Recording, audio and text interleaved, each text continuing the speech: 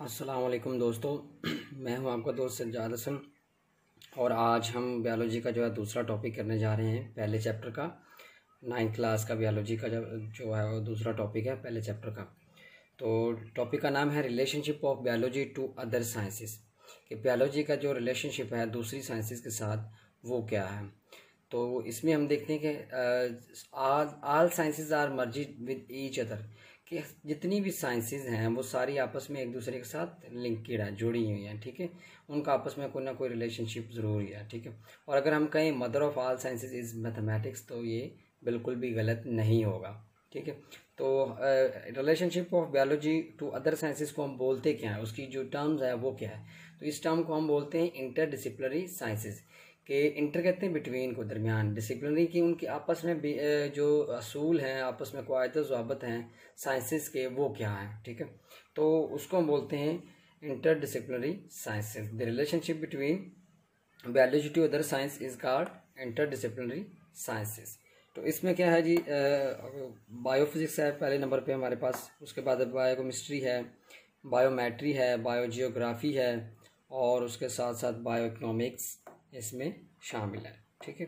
تو ہم شروع کرتے ہیں جی بایو فزکس۔ جیسے کہ آپ کو ورڈ سے ہی پتہ چل رہا ہے، یہ کمبینیشن ہے بایو کا اور فزکس کا، بایو اور فزکس۔ اگر ہم بایو کو دیکھیں تو اس میں کیا ہے کہ اس کا میننگ ہے جو لائف ہے، زندگی ہے، لیونگ آرگنزم ہے، ٹھیک ہے۔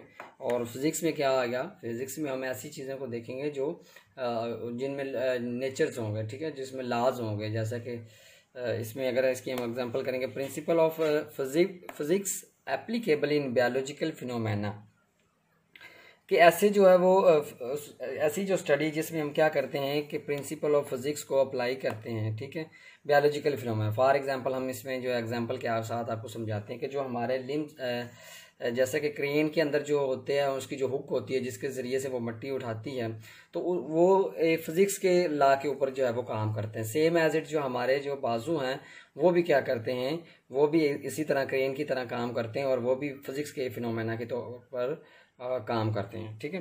نیکسٹ ہے جی ہمارا بایو کیمسٹری۔ یہ بھی ہمیں ورڈ سے پتہ چل رہا ہے کہ bio combination of bio and chemistry. تو اس میں کیا ہوگا کہ اس میں کیمسٹری کے جو ڈفرینٹ کمپاؤنڈز ہوں گے اور ان کے جو پروسیس ہوگا، اکرنگ پروسیس ہوگا، جو لیونگ آرگنزم میں جس طرح وہ پائے جاتے ہیں، ان کی ڈفرینٹ کمپاؤنڈز ہوگی، ان کی کمپوزیشن ہوگی، تو وہ ساری ہم کیا کریں گے، اس کو ہم دیکھیں گے۔ تو اس کو ہم بولتے ہیں بایو کیمسٹری۔ کیمسٹری کی جو کمپوزیشن ہے، جو ڈفرینٹ کمپاؤنڈز ہیں، پروسیس ہے، لیونگ آرگنزم میں پایا جائے گا، تو اس کو ہم بولتے ہیں بایو کیمسٹری۔ اس میں ایگزامپل کیا آ جاتی ہے؟ فوٹوسینتھسس آ جاتی ہے، ریسپائریشن آ جاتی ہے، جو کہ ایک بایو کیمسٹری کا ٹاپک ہے، اور بایو کیمسٹری کا ایک میجر اور امپورٹنٹ ٹاپک ہے۔ نیکسٹ ہے جی بایو میٹری۔ بایو میٹری میں کیا ہے؟ بایو میٹری یا بایو میتھمیٹکس بھی آپ اس کو بول سکتے ہیں۔ تو اس میں کیا ہوگا کہ بایو اور میتھ کا جو ہے وہ آپس میں ریلیشن شپ ہوگا۔ تو اس میں ہم دیکھیں تو biological process using mathematical techniques and tools, کہ ایک ایسا بیولوجیکل پروسیس جس میں ہم کیا کرتے ہیں، میتھمیٹیکل ٹیکنیکس اور ٹولز کو استعمال کرتے ہیں، اس کو ہم بولتے ہیں بایو میتھمیٹکس یا بایو میٹری۔ اب اس کی ایگزامپل میں آپ کو بتاتا ہوں کہ جیسے کہ ہم کوئی ریسرچ کر رہے ہیں تو ہم کیا کرتے ہیں، ڈاٹا کو انالائز کرتے ہیں، اکٹھا کرتے ہیں، پھر اس میں سارٹ آؤٹ کرتے ہیں، کاؤنٹنگ کرتے ہیں کہ یہاں پہ یہ ہے، اس نمبرز بولتے ہیں، اس میں جو نمبرز میں ہم کاؤنٹ کرتے ہیں تو اس میں میتھ کی ٹرمز استعمال ہو جاتی ہیں۔ فار ایگزامپل ہم ڈیٹ استعمال کرتے ہیں، ٹھیک ہے، تاریخ لکھتے ہیں، تو وہ بھی جو ہے میتھ کی ٹرمز میں آ جاتا ہے۔ تو میتھ جو ہے وہ مدر آف آل سائنسز ہے، تو یہ اس کا بایو کے ساتھ بھی جو ہے وہ ریلیشن شپ ہے۔ اس کے بعد ہے جی بایو جیوگرافی۔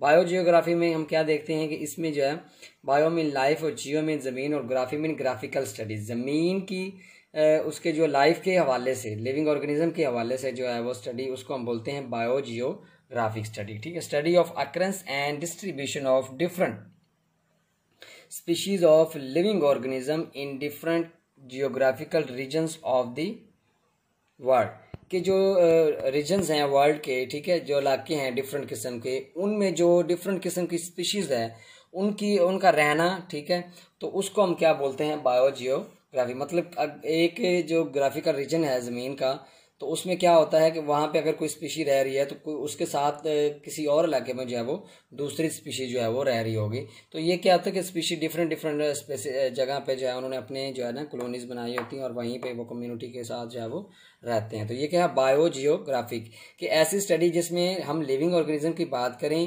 زمین کے حوالے سے بات کریں اور اس کی جو اسٹڈی ہے وہ گراف کے حوالے سے شو کریں. ہم گراف کی مدد سے اس کو بتائیں کہ یہ جو ہے نا وہ گرافیکل اسٹڈی کہلاتی ہے. ٹھیک ہے, bio geographic study of occurrence and distribution of different species of living organism in different geographical regions of the world. تو یہ کیا ہوگی, اس طرح جو ہے وہ بایو جیوگرافی کی ڈیفینیشن ہوگی. ٹھیک ہے, ہم کہتے ہیں دیکھیں جنگلوں میں جو ہے وہ سارے جنگلوں میں سارے جانور نہیں رہتے, کسی جنگل میں کوئی جانور رہتا ہے, کسی میں کوئی رہتا ہے, کسی میں کوئی رہتا ہے. تو یہ کیا ہے ان کی اسپیشی کے حوالے سے جو ہے ان کی ڈسٹریبیوشنز ہے, تو اس کو ہم بولتے ہیں بایو جیوگرافی. لاسٹ میں ہے جی بایو اکانومکس. ٹھیک ہے, اس میں ہم کیا کرتے ہیں کہ اس کو ہم اکانومکس کے حوالے سے دیکھتے ہیں. اس میں ہم معاشیات دیکھتے ہیں کہ بایو مین لائف لیونگ آرگنیزم کا جو اکانومکس کے ساتھ جو ہے وہ ریلیشن شپ ہے وہ ہم دیکھیں گے. ٹھیک ہے, study of organism from economical point of view.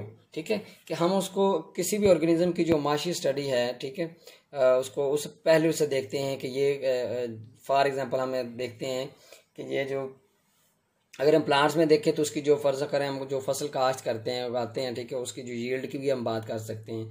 اور اگر ہم بات کریں, ٹھیک ہے, اینیملز میں بات کریں تو ہم اس کو یہ بھی دیکھ سکتے ہیں کہ یہ جانور ہم نے کتنے کا خریدا ہے اور اس کو ہم کتنا مینٹین کریں, اس کو کتنی کی خوراک کھلائیں اور اس کو ہم کتنا زیادہ جو ہے وہ اس میں اس کو سیل کرنے کے بعد, ٹھیک ہے, اور اس کو سیل کریں گے تو اس سے ہمیں کتنا جو ہے وہ پروفٹ آئے گا. اگر ہم اس کو نقصان میں جو ہے وہ سستا سیل کرتے ہیں تو ہمیں جو ہے وہ کتنا لاس آئے گا. تو اگر اس کو ہم پلانٹس میں یا یہ فارمنگ میں بات کریں تو اس کی cost value, for example cost value and profit value of yield, کہ آپ کو پتہ چل جائے گا. ٹھیک ہے, آپ نے 50 جو ہے 1 ایکڑ گندم کاشت کی ہے تو اس میں آپ کا جو خرچہ آیا وہ آیا 20,000. ٹھیک ہے, تو اب وہ جو سیل ہوئی ہے وہ ہوئی ہے 80,000 کی. تو اس میں آپ کیا کریں گے, اس میں سے آپ جو 20,000 نکال لیں گے, پیچھے آپ کے پاس جو پروفٹ ویلیو بچے گی وہ آپ کی profit value of the yield ہوگی. ٹھیک ہے, کہ اس میں سے آپ نے جو اپنا جو خرچہ ہے وہ نکال لیا. تو اس طرح جو ہے بایو اکنامکس جو ہے وہ ڈیل کرتی ہے آرگنیزمس کو, لیونگ آرگنیزم کو اس کے اکانومیکل پوائنٹ آف ویو کے حوالے سے. تو میں آپ کو دوبارہ بھی ایک دفعہ زوم کر کے دکھا دیتا ہوں سارا, اور کہیں پہ اگر کوئی بات رہ گئی ہے تو آپ جو ہے وہ ہمیں کمنٹ سیکشن میں پوچھ سکتے ہیں, اور ہم کوشش کریں گے کہ جلد جو ہے نا وہ ہم اچھے سے اچھے جو ہے وہ لیکچر بنائیں. تو امید کرتے ہیں آپ کو یہ لیکچر پسند آیا ہوگا. اگر کوئی بات رہ گئی ہے تو آپ ہمیں کمنٹ سیکشن میں پوچھ سکتے ہیں. اپنے دوست سجاد حسن کو اجازت دیجیے. والسلام. సబ్స్క్రైబ్ చేయండి. రెగ్యులర్ నోటిఫికేషన్స్ కోసం బెల్ బటన్ని ప్రెస్ చేయండి.